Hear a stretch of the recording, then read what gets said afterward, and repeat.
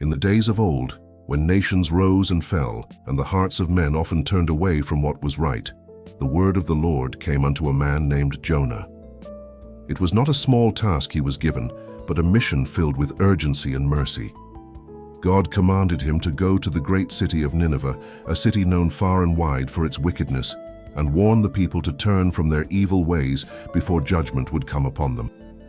But instead of obeying the voice of the Lord, Jonah chose to run. He made his way down to the harbor, where ships came and went, and found a vessel bound for a distant land. Without hesitation, he boarded the ship, hoping that distance would silence the call placed upon his life. As the ship sailed into open waters, the sky began to change. Dark clouds gathered above, and the wind rose with great force. Soon, a mighty storm crashed upon the sea. Waves rose like towering walls, and the ship was tossed violently from side to side. The sailors, seasoned men of the sea, were filled with fear. They cried out, each calling upon his own god, throwing cargo overboard to lighten the ship. Thunder roared, and lightning split the sky. But while the storm raged above, Jonah lay below deck, fast asleep.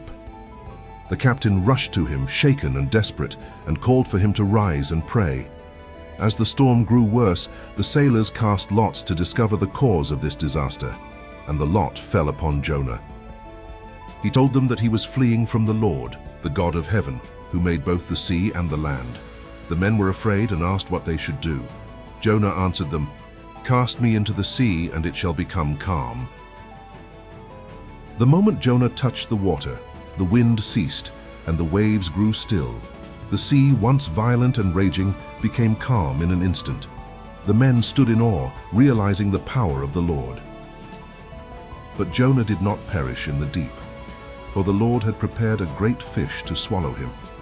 Down into the depths he went, surrounded by darkness and silence, far from the world above. And the Lord heard Jonah's prayer. In his mercy, he commanded the great fish, and it brought Jonah safely to dry land.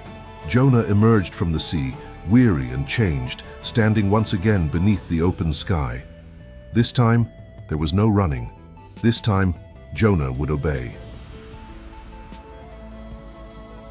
Jonah entered the great city of Nineveh and began to proclaim the warning he had been given. Yet 40 days, and Nineveh shall be overthrown. His voice echoed through the streets, and the people listened. From the greatest to the least, their hearts were moved. They believed the message and turned from their evil ways. Even the king rose from his throne, laid aside his royal robe, and humbled himself in repentance. And when God saw that the people had turned from their wickedness, he showed mercy and spared the city. And so, Jonah learned that God's mercy reaches all who turn to him.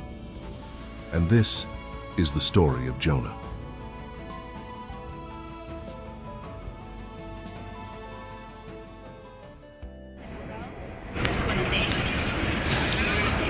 That's